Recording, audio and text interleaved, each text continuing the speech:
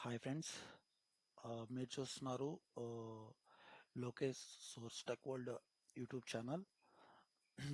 ఈ వీడియోలో మనం డాట్ నెట్ బేసిక్ లెర్నింగ్ సిరీస్ని కంటిన్యూ చేస్తూ మనం ఇంతకుముందు programming, what is programming and what is dot net framework అనేవి మనం తెలుసుకున్నాం. అదేవిధంగా మనం what is data types in C sharp అనేది కూడా మనం వీడియోస్లో మనం తెలుసుకోవడం జరిగింది. ఈ వీడియోలో జనరల్గా బేసిక్గా అసలు సి షార్ప్లో మనకు వేరియబుల్స్ అంటే ఏంటి, అవి ఎలా వర్క్ అవుతాయి, అసలు వేరియబుల్ దేనికోసం వాడతాము అనేది మనమైతే ఈ వీడియోలో చూద్దాం. బేసిక్గా మీకు జస్ట్ ఫర్ ఎక్స్ప్లెనేషన్ పర్పస్ నేను ఒక పీడిఎఫ్ని అయితే క్రియేట్ చేసుకున్నాను. ఆ పీడిఎఫ్లో end to end description with detail explanation అనేది నేను స్టెప్ బై స్టెప్ ఇస్తాను. విత్ ప్రాక్టికల్ ఎగ్జాంపుల్ కూడా నేను మీకు ఈ వీడియోలో జస్ట్ చూపిస్తాను. అంటే అది ఎలా వర్క్ అవుతుంది, ఇంటర్నల్గా ఏమవుతుంది అనేది అయితే చూపిస్తాను. ఎవరైనా బేసిక్స్ ఉన్నారో, బేసిక్ అంటే ఫ్రెషర్గా ఉన్నారో, నేర్చుకుంటున్నారో వాళ్ళకైతే నీట్గా అర్థమయ్యే విధంగా స్లోగా చెప్పడానికైతే నేను ట్రై చేస్తాను. బేసిక్గా మనకు సి షార్ప్లో వేరియబుల్స్ అనేది one of the main and key concept అనమాట. అంటే ఈ కాన్సెప్ట్ తెలియకుండా మనం ఒక వేరియబుల్ని డిక్లేర్ చేయడం, అసైన్ చేయడం, లేదంటే డిఅలొకేట్ చేయడం, అలొకేట్ చేయడం అనేది మనం చేయలేము అనమాట, సింపుల్గా చెప్పాలంటే. ఇక్కడ మనం కింద మీరు చూస్తే what is variable in C sharp and what are all the uses and advantages. అంటే వేరియబుల్స్ అంటే ఏంటి ఇన్ సి షార్ప్ అనేది ఒక ప్రోగ్రామింగ్ లాంగ్వేజ్ అనేది మనకు తెలుసు. వేరియబుల్స్ అంటే ఏంటి, వాటి యొక్క అడ్వాంటేజెస్ ఏంటి, వాటి యొక్క ఉపయోగాలు అంటే యూస్ కేసెస్, దాన్ని ఎలా యూస్ చేయొచ్చు అనేది మనం ఈ వీడియోలో చూద్దాం. బేసిక్గా మనకి ఇక్కడ మీరు చూస్తే a variable is named location in a memory uses to store the value. That is C sharp programming. అంటే సి షార్ప్ ప్రోగ్రామింగ్లో మనకు ఒక వేరియబుల్ని స్టోర్ చేయడానికి మనం ఒక డేటాని ఒక వాల్యూని మనం స్టోర్ చేయడానికి ఈ వేరియబుల్స్ అనేది వాడతాం. ఓకేనా? అంటే ఏదైనా ఒక వాల్యూని నువ్వు సి షార్ప్లో స్టోర్ చేయాలి అనుకుంటే కనుక ఈ వేరియబుల్ అనే కాన్సెప్ట్ని మనం యూజ్ చేసుకుంటాం. ఓకేనా? ఇది ఒకసారి మీరు డెఫినేషన్ చూస్తే a variable is a named location in a memory used to store the values that a C sharp programmer can be read, use and change while it's running. అంటే మనం ఒక వేరియబుల్ని, ఒక వాల్యూని ఒక ప్లేస్లో మనం స్టోర్ చేస్తే దాన్ని మనం వేరియబుల్ అంటున్నాం. దాన్ని మనం ఏం చేయొచ్చు, రీడ్ చేయొచ్చు, యూజ్ చేయొచ్చు, చేంజ్ చేయొచ్చు. ఓకేనా? ఈ 3 ఆపరేషన్స్ అనేవి మనం అయితే చేయొచ్చు అనమాట. మనకు ఇంతకుముందు మనకు డేటా టైప్స్ అంటే ఏంటి, data types are used to store the type of the data and size of the data. అదొకటి మాత్రం గుర్తుపెట్టుకోండి. ఎందుకంటే ఇక్కడ మనకు ప్రతిసారి మనం ఇక్కడ ఒక ఇంట్ అని, స్ట్రింగ్ అని వాటిని యూజ్ చేస్తాం అనమాట. అప్పుడు అది మనం కన్ఫ్యూజ్ అవ్వకూడదు అనమాట. సింపుల్గా మీరు కింద ఎగ్జాంపుల్స్ చూస్తే ఇక్కడ నేను ఇచ్చింది ఏమని ఇచ్చానంటే ఇంట్ ఏజ్ ఈక్వల్ టు 25 అని ఇచ్చాను.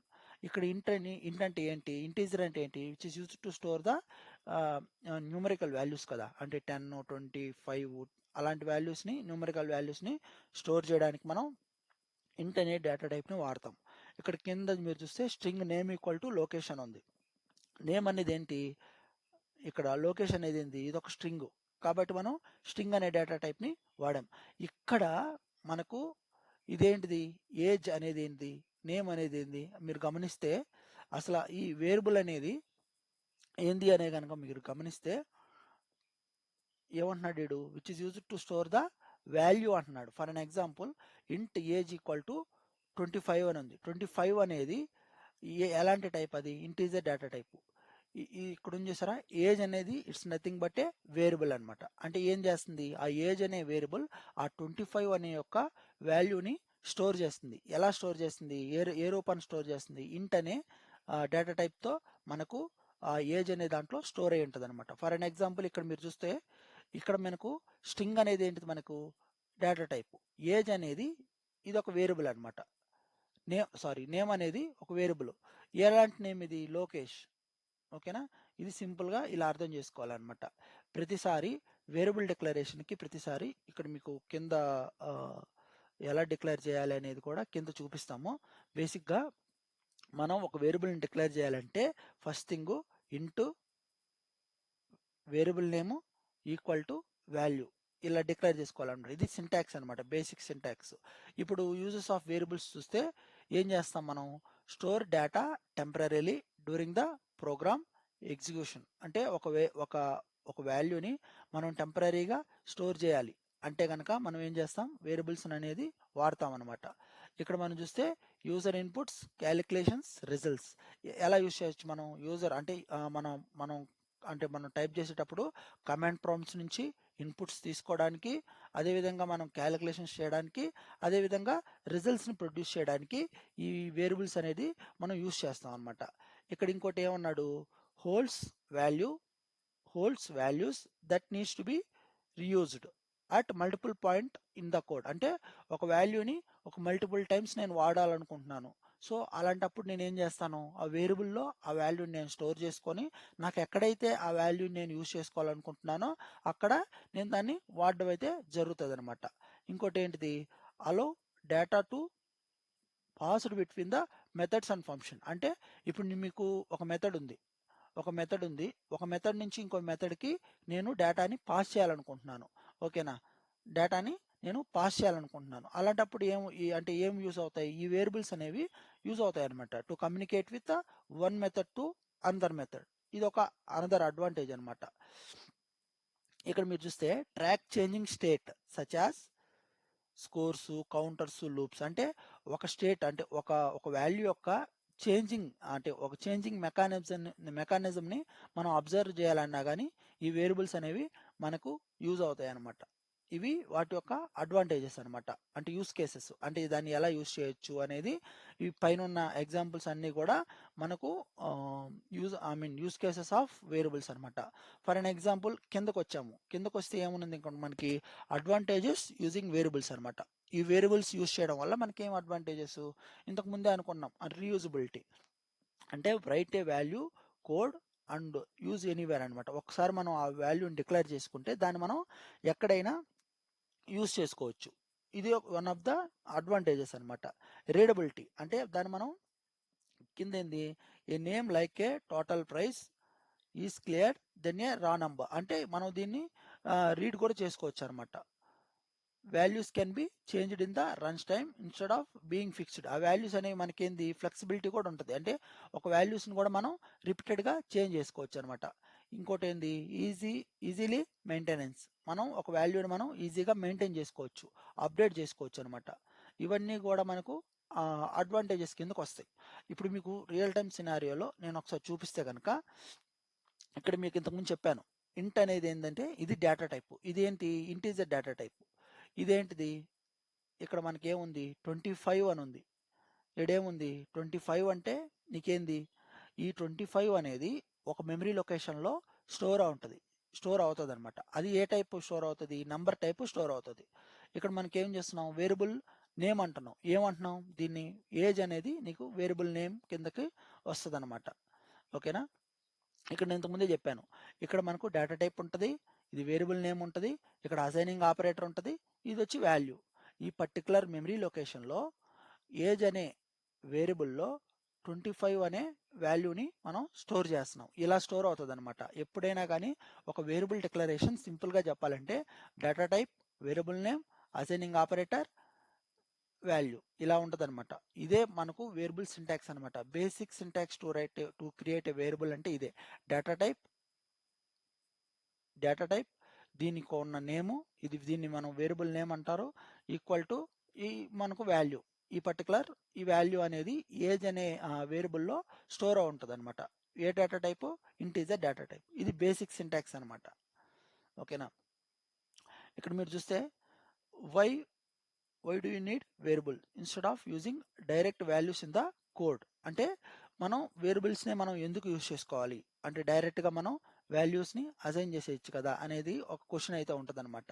ఇక్కడ మీరు చూస్తే direct hard coded value only works for the data that never change. అంటే మనం ఇప్పుడు for an example variables declare చేయలేదు, డైరెక్ట్గా నేను వాల్యూస్ అసైన్ చేసేసాను. అప్పుడు ఏమవుతుందంటే ఒక్కసారి వాల్యూ అసైన్ చేసేస్తే దాన్ని మనం అంటే ఓవర్ రైడ్ చేయలేం, అంటే చేంజ్ చేయలేం అనమాట. సో ఇలాంటి రియల్ టైమ్ సినారియోస్ని, కాంప్లికేటెడ్ థింగ్స్ని మనం ఓవర్కమ్ చేయడానికి ఈ వేరియబుల్స్ అనేవి మనకు యూజ్ అవుతాయి అనమాట, సింపుల్ టర్మ్స్లో చెప్పాలంటే. అంటే మనం వేరియబుల్ అనేది ఏం చేస్తుంది, ఒక డేటా ఒక దాంట్లో మనం స్టోర్ చేస్తాం.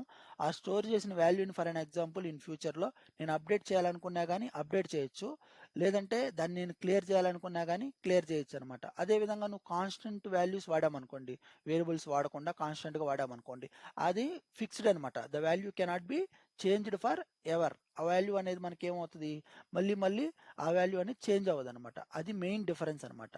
ఓకేనా. ఇక్కడ మనం చూస్తే what is the difference between declaration and initialization of variables. అంటే వేరియబుల్ని డిక్లేర్ చేయడం అంటే ఏంటి, దాన్ని ఇనిషియలైజేషన్ చేయడం అంటే ఏంటి అనేది మనం చూద్దాం. ఇప్పుడు ఫర్ అన్ ఎగ్జాంపుల్ ఇంట్ స్కోర్ అనేది ఇచ్చాను. ఇంట్ స్కోర్ అనేది ఇచ్చాను కానీ దానికి నేను ఎలాంటి వాల్యూని అసైన్ చేయలేదు. దాన్ని మనం ఏమంటున్నాం ఇక్కడ, డిక్లరేషన్ అని అంటున్నాం. ఓకేనా. ఇది జస్ట్ డిక్లేర్ చేసుకున్నాను అంతే. ఈ వాల్యూ మేబీ 20 ఉండొచ్చు, 25 ఉండొచ్చు, 30 ఉండొచ్చు, 35 ఉండొచ్చు, అది నేను ఇంకా చేయలేదు, ఓన్లీ జస్ట్ డిక్లేర్ చేసుకున్నా. ఇప్పుడు ఫర్ అన్ ఎగ్జాంపుల్ ఇంట్ స్కోర్ అని ఇచ్చాను. ఇక్కడ నేను ఇంట్ అని ఇచ్చాను కాబట్టి నాకు ఈ స్కోర్లో ఖచ్చితంగా నేను ఎలాంటి వాల్యూని పోస్ట్ చేయగలను, ఓన్లీ ఇంటీజర్ వాల్యూస్ని మాత్రమే పెట్టగలను ఫ్యూచర్లో. అదర్ ఏమైనా వాల్యూస్ని అంటే రాము కానీ, లేదంటే 0.2, 0.3, 0.4 కానీ అలాంటి వాల్యూస్ని ఇక్కడ ఇన్షియలైజ్ చేయలేను. ఎందుకు ఇన్షియలైజ్ చేయలేను, నేను ఇక్కడ స్పెసిఫై చేసింది ఏంటిది, ఇంట్ అనే నెంబర్నే స్పెసిఫై చేశాను, అంటే ఇంట్ అనే డేటా టైప్ని స్పెసిఫై చేసుకున్నాను. ఈ స్కోర్లో నేను ఓన్లీ న్యూమరిక్ నెంబర్స్ మాత్రమే పెట్టడానికి నాకు పర్మిషన్ అనేది ఉంటుంది. ఇది ఫర్ అన్ ఎగ్జాంపుల్, ఇది డిక్లరేషన్ అన్నాం. అంటే ఏంటి, data type just variable name అంతే, దీనికి ఏం అసైన్ చేయలేదు కాబట్టి దీన్ని డిక్లరేషన్ అంటున్నాం. ఇప్పుడు ఇనిషియలైజేషన్ అంటే ఏంటి, ఈ స్కోర్ అనేది మనకు ఆల్రెడీ డిక్లేర్ చేసుకున్నాం. స్కోర్ ఈక్వల్ టు 100 అంటే ఈ 100 అనే స్కోర్ అనే దాంట్లో ఈ 100ని స్టోర్ చేస్తున్నాము. దీన్ని ఏమంటున్నారు, ఇనిషియలైజేషన్ అంటున్నాము. ఓకేనా. ఇప్పుడు కంప్లీట్ అంటే డిక్లరేషన్ ప్లస్ ఇనిషియలైజేషన్ అంటే ఎలాగా, ఇంట్ టోటల్ ఈక్వల్ టు 50 పైన, ఇదేమో డిక్లరేషన్, ఈ పార్ట్ ఇంట్ టోటల్ అనే దాంట్లో డిక్లరేషన్ అంటున్నాము. ఇది ఈక్వల్ టు 50 అనేది ఏమంటున్నాడు, ఇనిషియలైజేషన్ అంటున్నారు అనమాట. It is nothing but a full form of variable declaration. అంటే ఫుల్ ఫామ్ని ఒక వేరియబుల్లోకి ఒక వాల్యూని మనం ఎలా ఇనిషియలైజ్ చేస్తాము అనేది ఫుల్ ఫ్లెడ్జ్డ్గా చెప్పాలంటే ఇలాగా, ఇంతకుముందు మనం పైన అనుకున్నట్టు ఇది డేటా టైపు, ఇది variable name equal to value, ఇలాగా మనం వేరియబుల్ని డిక్లేర్ చేసుకుంటాం అనమాట. ఇక్కడ మీరు చూస్తే ఇదే విధంగా నేను ఇచ్చాను అనమాట. ఇది డిక్లరేషన్ ఏమని ఇచ్చాం, ఇంట్ స్కోర్ అనేది డిక్లరేషన్, అంటే type data type just variable name. Initialisation అంటే స్కోర్ ఈక్వల్ టు 100, ఇనిషియలైజేషన్ అయిపోయింది. ఈ రెండింటిని కంబైన్ చేస్తే వేరియబుల్ డిక్లరేషన్ అనేది అయిపోతుంది. ఓకేనా. ఇక్కడ చూస్తే what are all the different types of variables in C#. అంటే వేరియబుల్స్లో మనకు ఎన్ని రకాలు ఉన్నాయి. C#లో బేసిక్ ఇంపార్టెంట్ ఫ్రెషర్గా కానీ లేదంటే ఎక్స్పీరియన్స్ లెవెల్లో వెళ్ళినా కానీ మనకు ఈ 2 క్వశ్చన్స్ అనేవి పడతాయి అనమాట. వాల్యూ టైప్స్ అంటే ఏంటి, రెఫరెన్స్ టైప్స్ అంటే ఏంటి అనేది పడతాయి. మనము ఇంతకుముందు మనం డేటా టైప్స్ చెప్పుకునేటప్పుడు మనం 2 రకాలు అనుకున్నాం, ప్రిమిటివ్ డేటా టైప్స్ అని, నాన్ ప్రిమిటివ్ డేటా టైప్స్ అని అనుకున్నాం. లేదంటే వాల్యూ టైప్స్, రెఫరెన్స్ టైప్స్ అని కూడా చెప్పుకున్నాం ఆ క్లాసులో.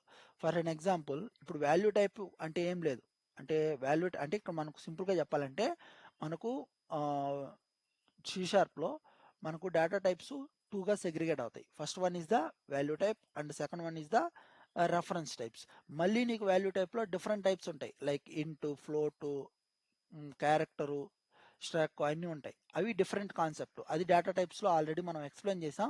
ఎవరైనా ఆ వీడియో మిస్ అయింటే కనుక దీన్ని కింద డిస్క్రిప్షన్లో ఇస్తాను, ఒకసారి చెక్ చేయండి. ఇక్కడ మనకు సింపుల్గా చెప్పాలంటే మనకు టూ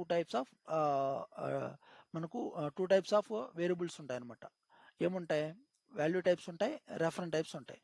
వాల్యూ టైప్స్ ఏంటంటే stores the actual data directly అంటున్నాడు.